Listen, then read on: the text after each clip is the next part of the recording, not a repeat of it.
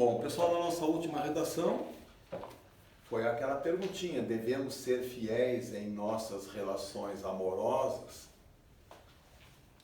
Bem, perguntinha, no momento em que vocês responderem, é evidente que vocês terão uma tese. É muito mais fácil argumentar que sim, que devemos ser fiéis. Aí então, né, pessoal, eu fiz a minha redação, uma introdução. Eu procurei orientar vocês, né, pessoal, orientar vocês para que vocês tivessem sempre em mente duas variantes, o tempo e o espaço, que vão facilitar imensamente o raciocínio.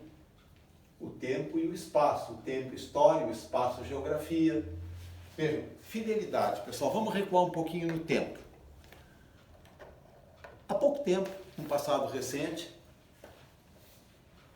o que acontecia no passado recente? Os casamentos eram impostos pelos pais.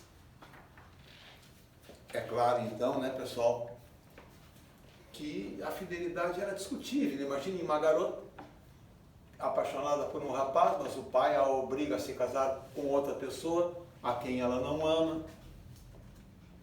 De repente aparece numa situação, uma circunstância qualquer, o rapaz que está no seu coração, com quem ela não pôde se casar por imposição da família, e ela dá uma escorregadinha, compreensível, razoável, vocês dirão. No passado recente, pessoal, a infidelidade poderia ser compreendida, explicada, compreendida. Agora, pessoal, e hoje? Passado, presente, hoje. Bom, hoje é diferente, porque hoje os casamentos não se fazem mais por imposição dos pais. Hoje são os jovens que escolhem as pessoas com quem vão se casar. Aí a infidelidade já não se justifica mais. Então eu fiz a minha redação, pessoal, pensando muito nisso, ó. Desde tempos antigos até um passado recente, a impossibilidade, a introdução, a impossibilidade de as pessoas escolherem livremente suas relações afetivas ou de encerrá-las quando, por qualquer razão, não se sentissem felizes, poderia explicar, em alguns casos, até justificar a infidelidade. Hoje, com a liberdade de que desfrutamos, pelo menos no mundo civilizado, amores clandestinos não podem mais ser encorajados. Vejam, então já coloquei a minha tese. Inclusive, lembrei outro fato, pessoal, ó, num passado recente, se alguém estivesse infeliz no casamento, estava condenado. Não havia divórcio no Brasil, por exemplo, a pessoa não podia se separar, não podia romper aquele relacionamento, principalmente as garotas. Porque as mulheres não se profissionalizavam, não tinham como se sustentar, dependiam dos maridos, ficavam em casa, afazeres domésticos, cuidando dos filhos, não tinham como se sustentar. O remédio era aguentar um marido, né, pessoal? Sabe Deus como, o resto da vida. Agora veja o tempo, né, pessoal? Mas hoje é diferente.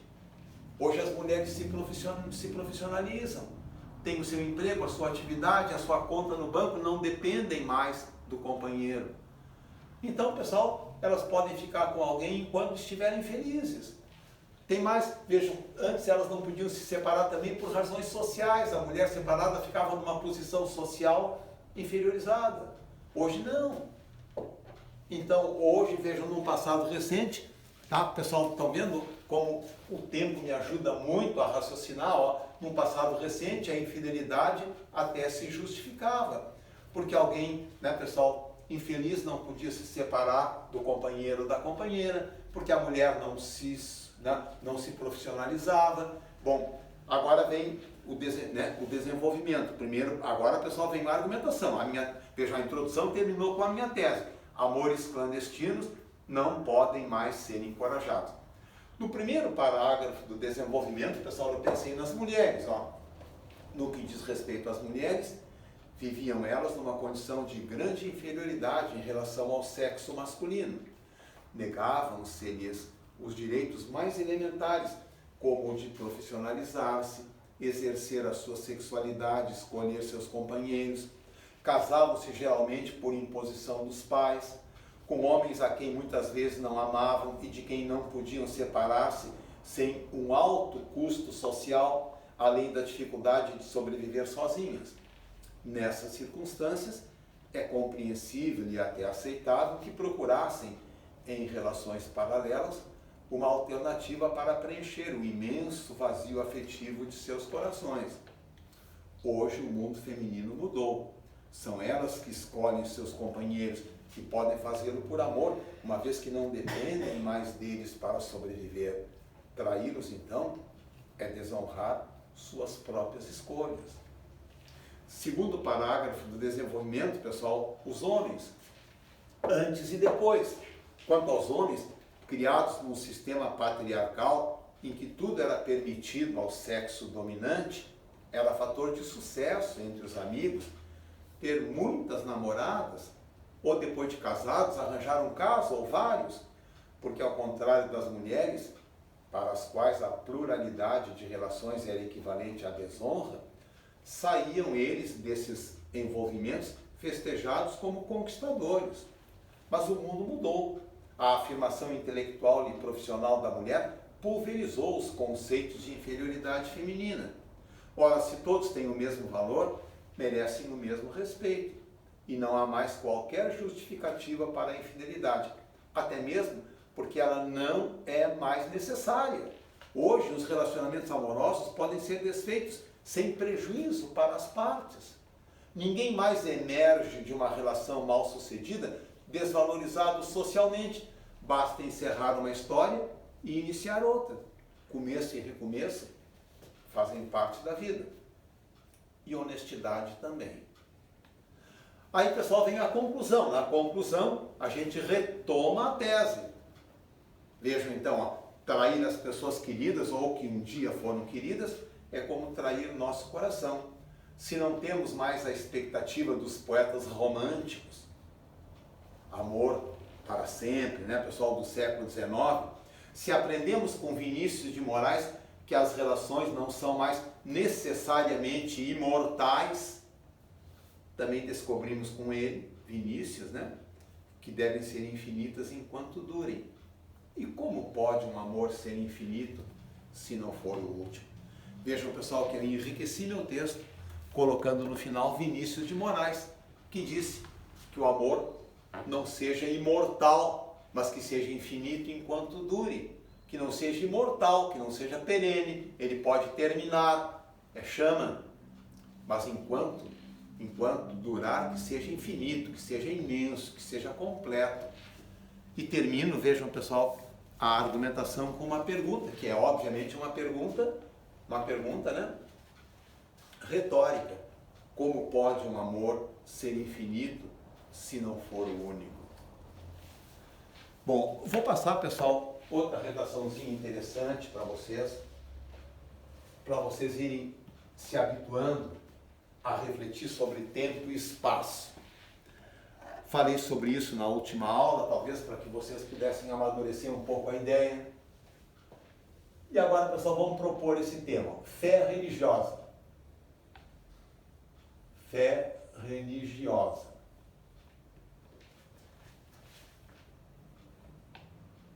Um bem ou um mal?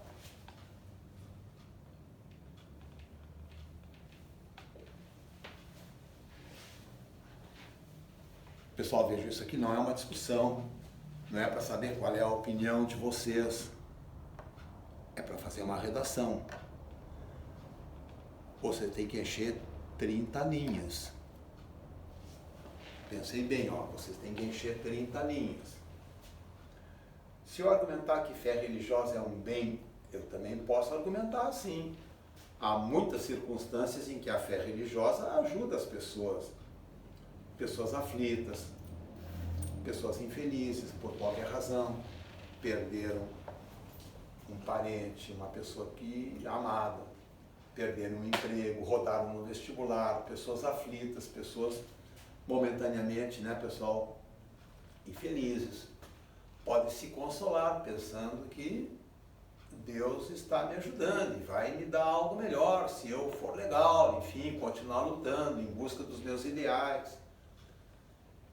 Então, pessoal, em casos isolados, sem dúvida a fé pode ser vantajosa. Mas se nós pensarmos em termos históricos, pessoal, ó, e agora vem o tempo e o espaço, se nós pensarmos em termos históricos, a fé religiosa, na verdade, tem sido e continua sendo, infelizmente, a causa, pessoal, de infinitas brutalidades, guerras, assassinatos, destruição. Pessoal, antigamente, vejam, num passado distante, faziam-se sacrifícios humanos, matavam-se crianças para satisfazer aos deuses. Até na Bíblia tem um episódio de Abraão, que Deus mandou sacrificar o filho Isaque. Ele amarrou o garoto numa pedra. Quando ia matá-lo, apareceu um anjo que disse: não, Abraão, era brincadeira, só para ver se tu tinhas fé. Então, pessoal, vejam, brincava-se com isso, sacrificar crianças para aplacar os deuses. Vejam, povos primitivos faziam isso, a gente sabe, né? Vendo a história, o passado, a história. E depois, pessoal, vamos pensar um pouquinho em termos de religião. O que acontecia com os cristãos durante o Império Romano? Vamos lá, pessoal, o Império Romano, ó. O que acontecia com os cristãos? Eram jogados às feras no Coliseu? Há 2000 anos, né, pessoal? Cristãos jogados às feras no Coliseu. Religião, pessoal, vejam, crimes religiosos. Aí os cristãos começaram a se sentir cada vez mais fortes. O cristianismo cresceu. E aí, pessoal, durante a Idade Média, esses cristãos que cresceram, estavam fortes, não aprenderam a lição de tolerância do passado e também praticaram a crueldade, né, pessoal? Queimando vivos os hereges, enfim, torturando pessoas.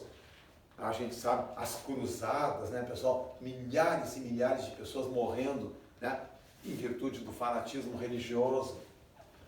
Depois, meus amigos, vejam, ó, a gente vem avançando no tempo, a intolerância religiosa continuou. Na Idade Média, mais recentemente, a Guerra dos 100 Anos, entre a França e a Inglaterra, Joana d'Arc, ali, né, pessoal? A Guerra dos 100 Anos, guerras movidas por razões religiosas, milhares de pessoas morreram. A brutalidade por razões religiosas. E aí, né, pessoal, a gente... Vejam a Inquisição, pessoal, mais recentemente, Galileu, vejam só, Galileu e Giordano Bruno torturados. A religião, pessoal, a intolerância religiosa não admitia a ciência. Dogmas ultrapassados, ridículos, como esse de que a Terra era o centro do universo, precisavam ser mantidos a qualquer custo. E cientistas, né, pessoal, que descobriam novidades, o fato de que a Terra girava em torno do Sol e não o contrário, obviedades hoje, né, pessoal, eram torturados, no caso de Giordano Bruno, assassinados. Então, pessoal, vejam, a religião, as religiões, estamos aqui com as religiões do Império Romano, religiões antigas, o catolicismo, né, pessoal, e os evangélicos também. Pessoal, quantas mulheres foram durante a Idade Média queimadas como bruxas? Em 1690, pessoal, em Salem, ó, tempo e espaço, garotada, ó, Salem, nos Estados Unidos, numerosas mulheres foram enforcadas por bruxaria, porque eram bruxas. Então tá aí, pessoal, o fanatismo religioso, a religiosidade induz facilmente ao fanatismo. Depois da noite de São Bartolomeu, os católicos, pessoal, matando os protestantes. Depois do Domingo Sangrento na Irlanda, já bem recente, os protestantes matando católicos. Então, pessoal, a gente vem avançando, ó, tempo e espaço, na Irlanda, o Domingo Sangrento, né, pessoal? Enfim, a gente vem raciocinando, refletindo e argumentando com tempo e espaço, mostrando, pessoal, que historicamente, desde tempos antigos até hoje, Porque até hoje, pessoal, no Oriente Médio, os islâmicos continuam se matando, se explodindo. E recentemente, pessoal, em países como o nosso, pastores exigem que as pessoas paguem o dízimo para salvarem a sua alma e se curarem das doenças. Pastores que enriquecem espetacularmente à custa da ingenuidade de pessoas que, pessoal, passam trabalhos, e dão um pouquinho de dinheirinho que tem ali para vigaristas que estão enriquecendo à custa da fé religiosa, à custa da crença religiosa. Então, garotada, ó,